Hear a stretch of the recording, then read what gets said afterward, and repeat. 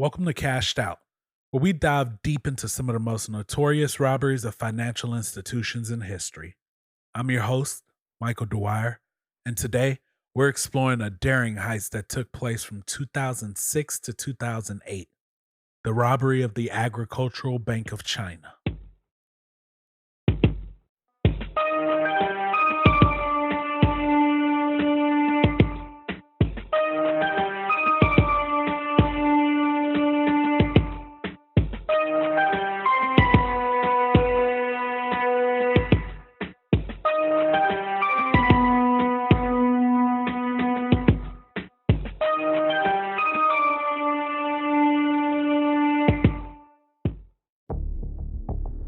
Take a minute to imagine this for me.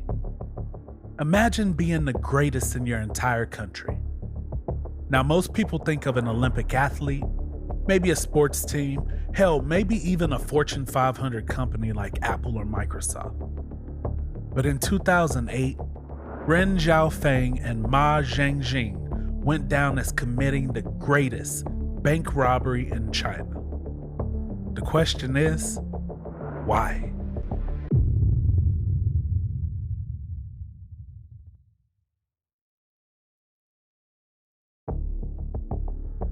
To truly understand the why, we have to get to know the who, Ren and Ma. Let's start with Ren. Ren was the youngest of four kids. Their family was from the Hebei province, but before Ren was born, his father moved the entire family from their village to Daming. Now, anyone who's moved from a small town to a big city knows it's a big adjustment. But it seemed that Ren's father had made connections that helped ease that transition. I mean, by any means, he wasn't wealthy, but he had enough to make sure that his son went to a good school. And by the time he was ready for high school, his dad had moved him to the busy city of Handan. After graduating high school, his dad had even paid enough bribes to his connections to get Ren a job at one of the country's big four financial institutions. What are the big four? Well, there was the Bank of China, or the BOC, the China Construction Bank, or the CCB, the Industrial and Commercial Bank of China, or the ICBC, and the Agricultural Bank of China, the ABC. I know it seems like I'm throwing around a bunch of letters, but it'll all come into handy later. See, his dad arranged for him to work at the largest branch of the Agricultural Bank of China, or the ABC.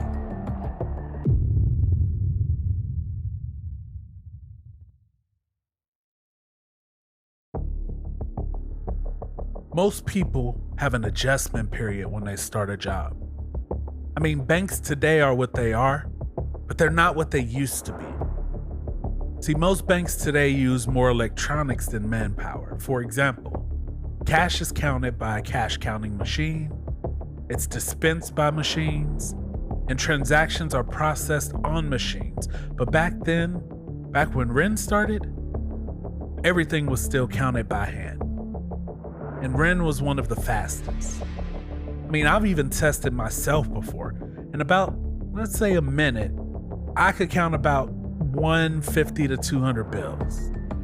Most tellers during the late 90s were able to count about 800 bills in 5 minutes. But Ren could count about 2,000 bills. He was a prodigy, and he ended up winning second place in a provincial tournament between banks to see who could count the fastest.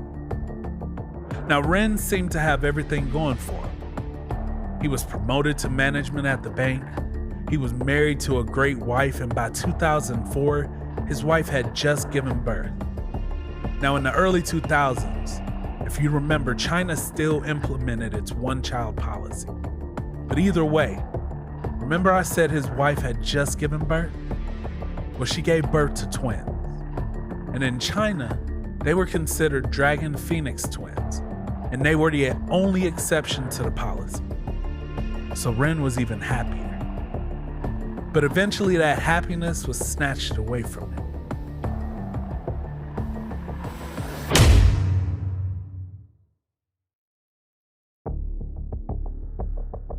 By 2006, the Agricultural Bank of China's total assets was just under $5.5 billion. They were huge, and as evidenced by today, there was only room for them to grow.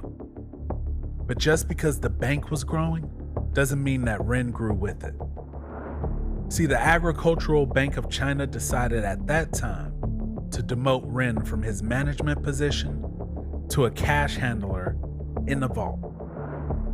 With his demotion came a pay cut, and a big one at that. The ABC cut half of his salary. And when you cut a person's salary in half, you create something new. You create desperation. And with 2 young kids under 5 and a wife at home, Ren was more than desperate. And that's when he started gambling.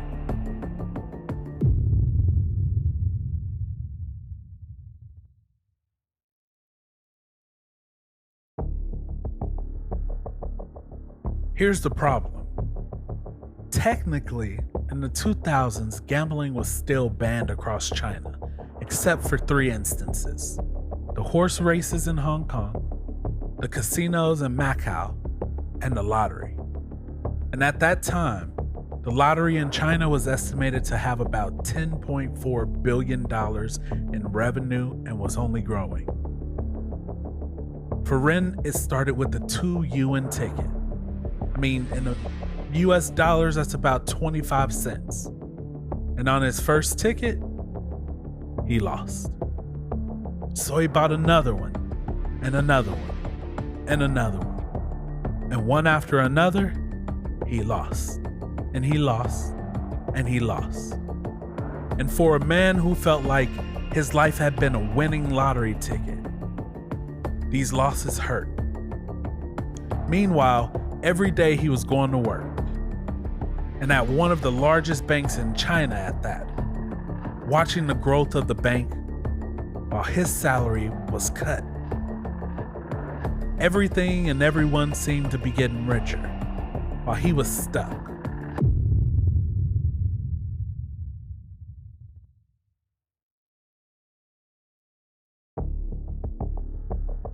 Ma's story was simple. He was a boy from the country.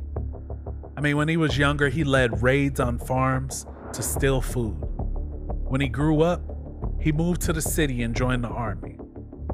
See, Ma's father wasn't as well connected as Ren's father, but he was connected enough to get Ma a job at a different branch of the ABC. And Ma worked hard, and that hard work paid off. He was eventually transferred from his branch to the largest branch in Handan.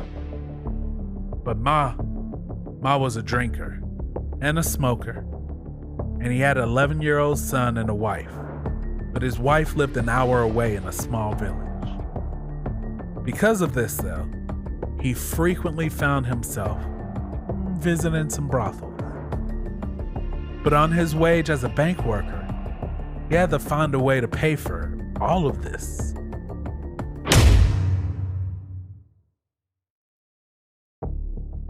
Now, prior to Ma being transferred, Ren came up with an idea. While most people get desperate and want to rob a bank, Ren thought it'd be better to borrow money from the bank, but not the traditional borrow that you would think. He thought he'd borrow money and he could use it to buy enough lottery tickets to hit the jackpot. And once he did, he paid the money back and keep the rest for his family. The issue was, the vault to the bank required 2 managers to be open. So Ren recruited 2 vault managers, one named Zhao Junan, the other named Zhang Qiang, and they helped him with this plan.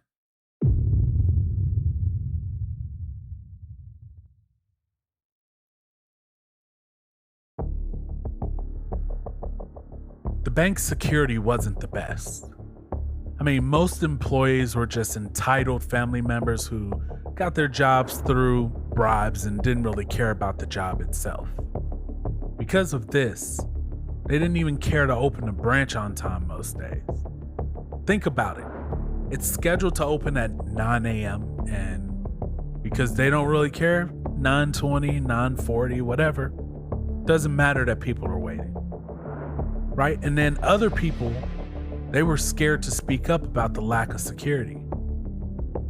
In all honesty, security was a joke. I mean, they didn't care. It wasn't their money. I mean, half the time, the security just strolled by without even really looking into the vault.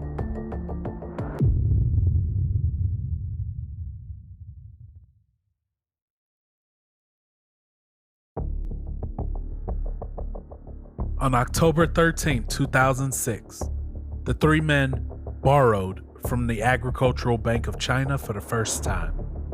They stole around 100,000 yuan, or 12,500 in US dollars. Ren then proceeded with his plan. He purchased 20,000 yuan worth of lottery tickets.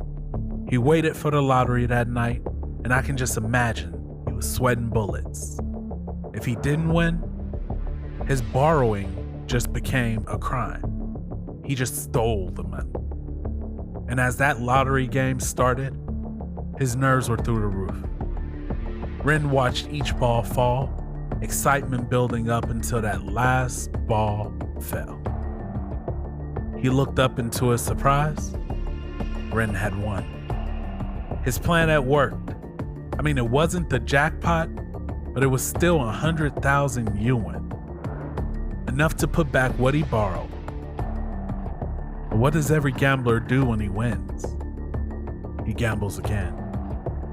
And Ren was no different. He took the 100,000 in yuan and gambled it again, but this time, he lost all the money. So what did Ren do? Ren went back to the bank and borrowed another 100,000 yuan. This time though, Zhang got nervous and he decided to replace some of that stolen money with his own money. This didn't scare off Ren though. He took his portion of the funds, he bought more tickets, and I think we all know what happened.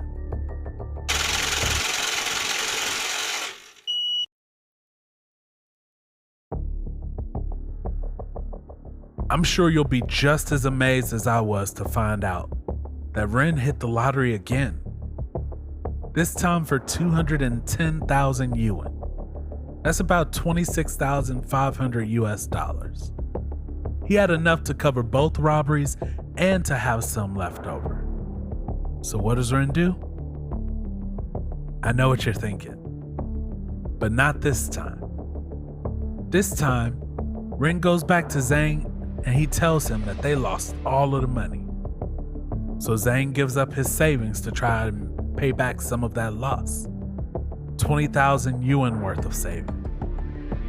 And then Ren and Zhao, they add some of the winnings from that 210,000 yuan to bring it back up.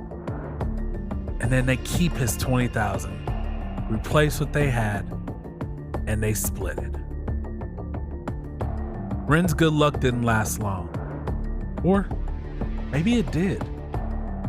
I mean, shortly after the money was put back, the bank demoted him again. But he was demoted down to a vault manager. It came with a pay cut, but Ren was still overjoyed. Why? Well, because now he only needed help from one other vault manager. This time though, he had to have someone new. He couldn't use the same two as before because they were proven to be unreliable. They either wanted more money to keep quiet, or they were just too scared to go through all the way. He needed someone new.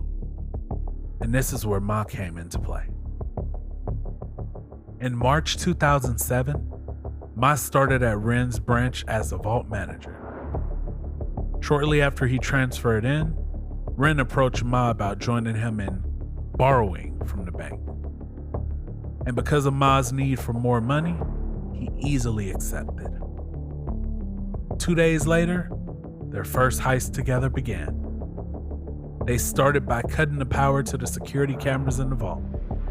Then they proceeded to borrow 50,000 yuan, or 6,500 US dollars. And just like the previous two instances, they weren't caught.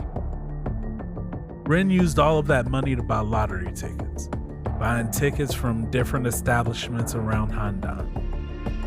He had done so much business with them that if he won, the businesses were even willing to give him a portion of their lottery sales commission. So now they have the tickets, and all they have to do is sit back. They lost. They lost all of the money. But that wasn't an issue. They could just go back to the bank, borrow more money, and then buy more lottery tickets, right? I mean, at some point their luck would pay off. Well, kind of. They lost, then they lost again, and then they won. But they won less than half of what they'd stolen. So at this point, they were just digging themselves deeper into the red. They were borrowing money weekly at this point, and they weren't even breaking even for that week. Now, anyone who's ever worked at a bank knows that audits are conducted frequently. Well, at the Agricultural Bank of China, they conducted audits as well. And for those who aren't familiar with that terminology, an audit is a review of accounts by a third party to verify that the account balances match.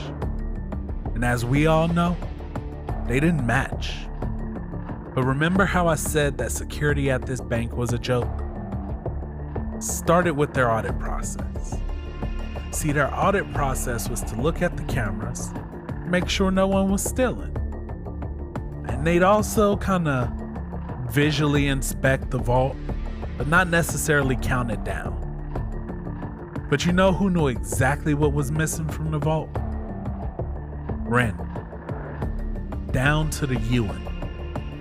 And by the end of March 2007, they had borrowed over 2 million yuan, or about 260,000 US dollars.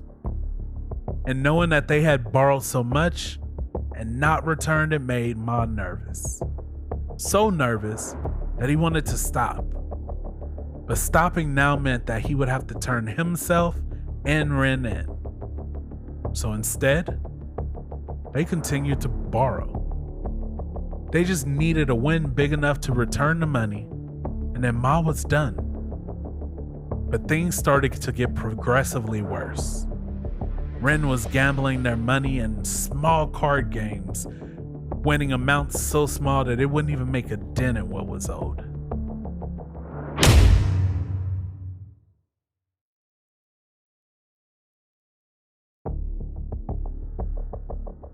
In early April, on a trip to take Ma's son back to his wife, he stopped to have dinner, and he got drunk.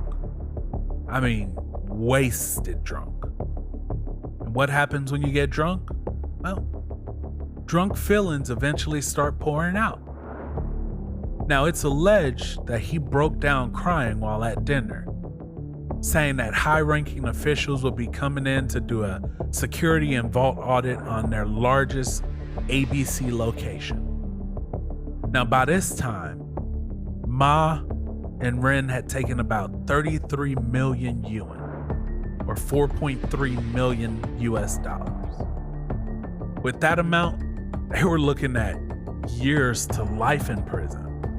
But remember, this was allegedly what was said. Some believe that the real reason he was crying was because he knew Ren's next plan. And with his back against the wall, Ren went from borrowing money to stealing from the bank. See, Ren came up with the idea to rob the bank one last time. The largest score so far. Then they'd run. The issue was, they normally borrow at night. And in order for Ren's plan to work this time, they would have to rob the bank during broad daylight. And what a hell of a plan Ren had. Ren wanted to steal 18 million yuan and split it between different lottery vendors. Spend it all in one day. But there was limits set per vendor. 50,000 yuan per vendor.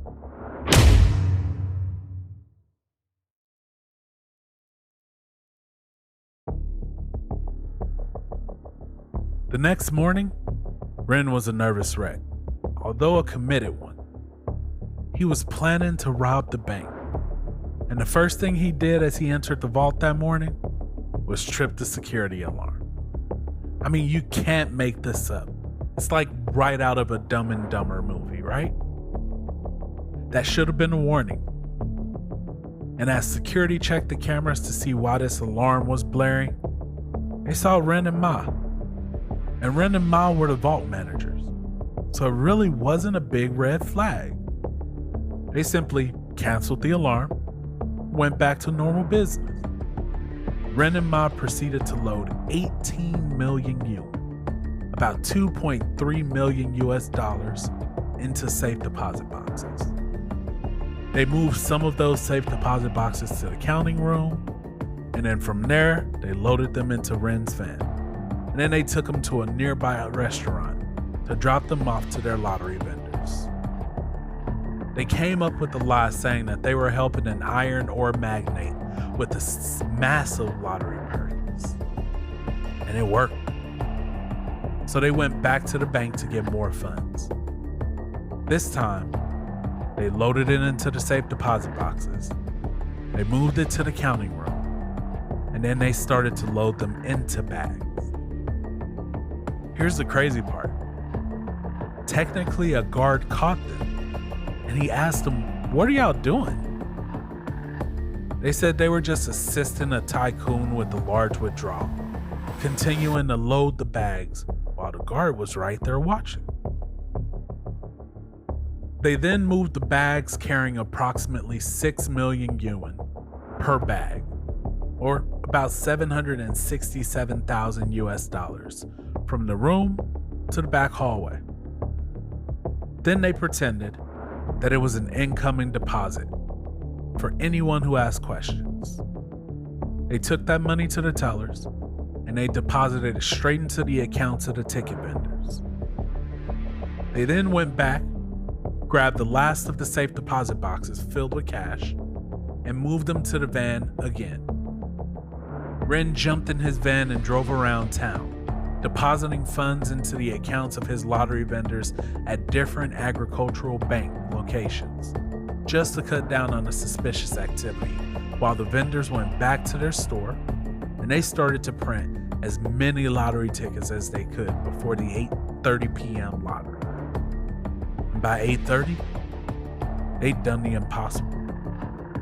They'd stolen 18 million yuan in broad daylight. It was the ultimate gamble. Win, and they could return all the money that they had stolen. Lose, and they look at life in prison. Or worse.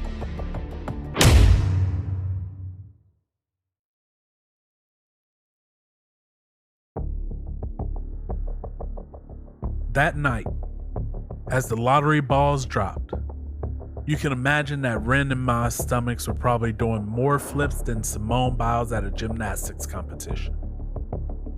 As they watched, they hoped that they would win.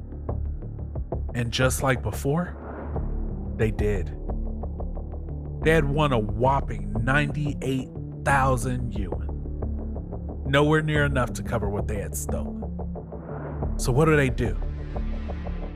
They go on the run. Ren gave Ma around 600,000 yuan, and then they went their separate ways.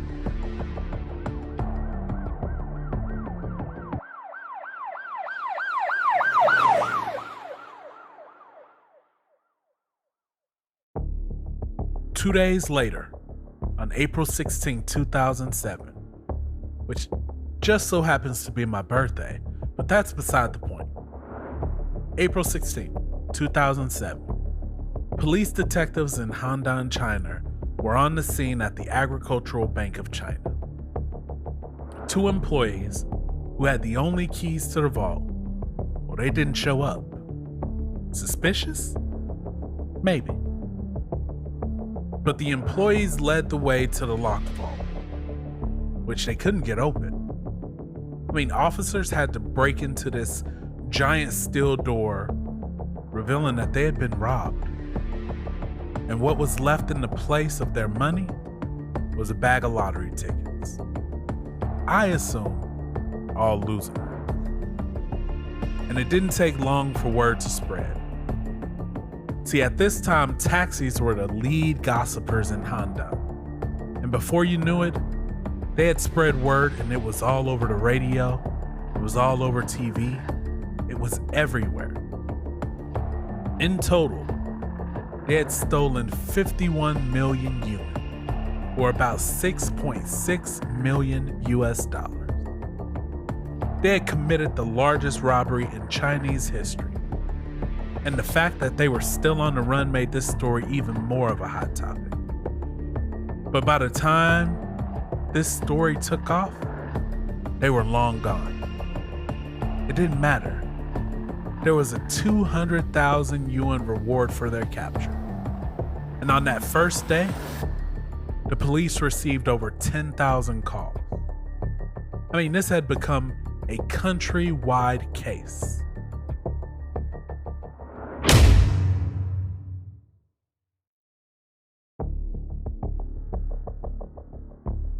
Ren had purchased a fake ID and stolen a bunch of IDs from his family. He wasn't using his name. He was smarter than that. So while different Rens with the same last name were being arrested around the country, Ren was making his way through the country with 3.3 million yuans in tow. He even got a taxi to take him to a Honda dealership to buy a new car. Cash money, of course. The issue was, the dealership couldn't accept that much cash for a car. So they had to drive to the dealership's bank. And guess what bank that was? The Agricultural Bank of China. Now they drive to the bank, and he goes in with the car dealer. And while the dealer is doing their deposit, Ren stood there, nervous as ever. I mean, he was in the branch of the same bank that he had robbed for 51 million yuan. At any moment, he could be recognized, but he wasn't. He deposited the cash, went back to the dealership, and he purchased a bright red BMW. See, but that didn't last long, because the car was too flashy. It attracted too much attention, police attention. And before the day was up, he tried to take the car back. But it was against their policy, so he was stuck with it. The next day, his plans changed. He would hide out in the city, he would sell his car, and he would let the heat die down. So he took his car back to the dealership and asked them to sell it for any price. Once they had the cash ready, he'd come pick it up. I mean, it was hot in the city though. Police were getting thousands of tips. Posters were being distributed by taxi drivers. He was a walking lottery ticket worth 200,000 yuan. And one of those tips came from none other than the car dealer. She found his behavior weird, and buying a 200,000 yuan car in cash, well, that just wasn't normal. This prompted officers to be on alert. They were checking coffee shops, internet cafes, hotels, everywhere. I mean, they had even set up roadblocks in case he was trying to leave the city. But Ren, he was hunkered down, watching TV. And that same night, he saw on the news, Ma had been arrested in Beijing.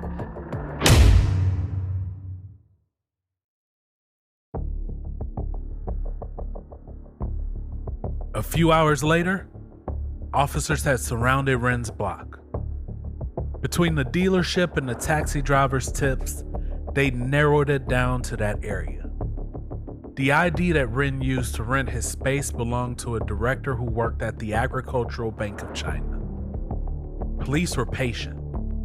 They hid outside and they waited. They waited for Ren to be confident enough to come out, even if it took all night. And that it did. But at 8:20 the next day, Ren came outside wearing his slippers and pajamas, only to immediately be taken down by a chokehold from a hidden officer.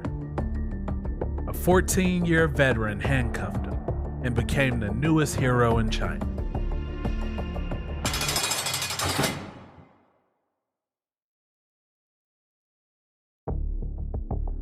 Ren went through an 8-hour investigation where he showed little interest in anything until they brought up the lottery. His face glistened. Both Ren and Ma ended up pleading guilty. Ren even told a reporter that he never intended to rob the bank. He planned on paying all the money back. Their pleas were heard, but China charged them to death. Zhao was sentenced to 5 years. Zhang was sentenced to 2 years. And there was one other person who was sentenced to 3 years. Song Chang Hai, who helped Mai hide while he was on the run. On top of this, 5 officials at the Agricultural Bank of China were fired.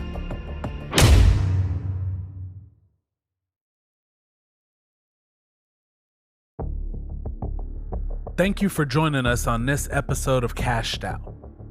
If you enjoyed today's story, don't forget to subscribe, leave a review, and share it with your friends. Join us next week as we explore another gripping tale from the world of crime. Until then, stay safe and keep your eyes open.